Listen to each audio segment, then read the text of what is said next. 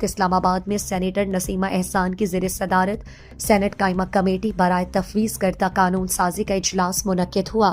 اجلاس میں سینیٹر عطار رحمان نے گفتگو کرتے ہوئے کہا کہ اس وقت صرف علماء کے ناموں کو 4th شیڈول میں ڈالا جا رہا ہے، چور ڈاکوؤں کے نام 4th شیڈول میں نہیں ڈالا جا رہا۔ کیا صرف علماء ہی ڈاکو چور ہیں؟ مدارس کی رجسٹریشن پر 4th شیڈول کو دیکھا جا رہا ہے۔ 4th شیڈول کو صرف علماء کے خلاف استعمال کیا جا رہا ہے۔ کیا کوئی دوسرے سرکاری یونیورسٹی یا پرائیویٹ اسکول کے ملازمین کا نام 4th شیڈول میں ڈالا گیا ہے؟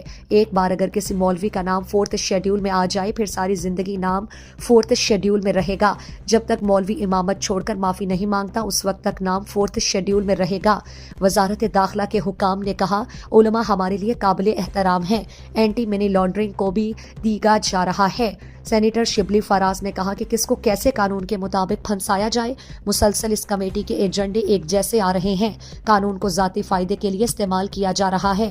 کمیٹی کے چیئرپرسن نے وزارت داخلہ کے اسپیشل سیکرٹری سے استفسار کرتے ہوئے کہا کہ 4th شیڈول سے نام کیسے نکالا جا سکتا ہے۔ کمیٹی چیئرپرسن نے 4th شیڈول لسٹ وزارت داخلہ سے طلب کر دیا۔ سینیٹر عطار رحمان نے بھی 4th شیڈول میں علماء کے ناموں کی لسٹ بھی کمیٹی چیئرپرسن کو آئندہ اجلاس میں دینے کا اعلان کرتے ہوئے کہا کہ ملک کے لیے قانون سازی نہیں کی جاتی، صرف ایک طبقے اور پارٹی مفاد کے لیے قانون سازی کی جاتی ہے۔ ایک قانون اگر غیر شرعی ہو تو کس فورم سے رجوع کیا جا سکتا ہے؟ چیئرپرسن کمیٹی کا سینیٹر حامد خان سے استفسار۔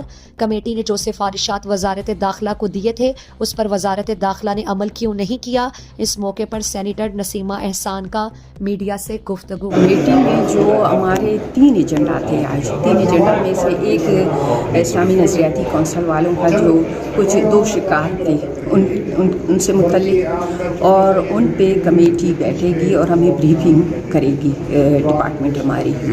اور دوسری تھی ہماری جو چائلڈ پروٹیکشن کے حوالے سے، چائلڈ پروٹیکشن کے حوالے سے ہمیں خاطر خواہ کوئی رزلٹ نہیں ملی ہے، لیکن ہم امید کرتے ہیں کہ ہمیں بہترین رزلٹ ملے گی۔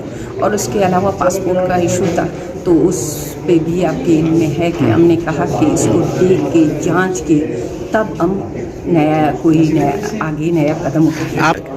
یہ 4th شیڈول کے حوالے سے یہ جہاں بھی یہ کہہ رہے ہیں تو یہ مولانا عطاء الرحمان صاحب اس کو لے آئے ہیں، تو ابھی انہوں نے فی الحال اسلام آباد کے حوالے سے کہا ہے اور آگے دیکھیں گے کہ پورے پاکستان کا وہ لے آئیں گے، لیکن ابھی فی الحال انہوں نے اسلام آباد کی۔ آج بھی میری یہی گزارش تھی ان سے کہ انہوں نے کہا کہ نیکسٹ میٹنگ میں ہم اسے لے آئیں گے۔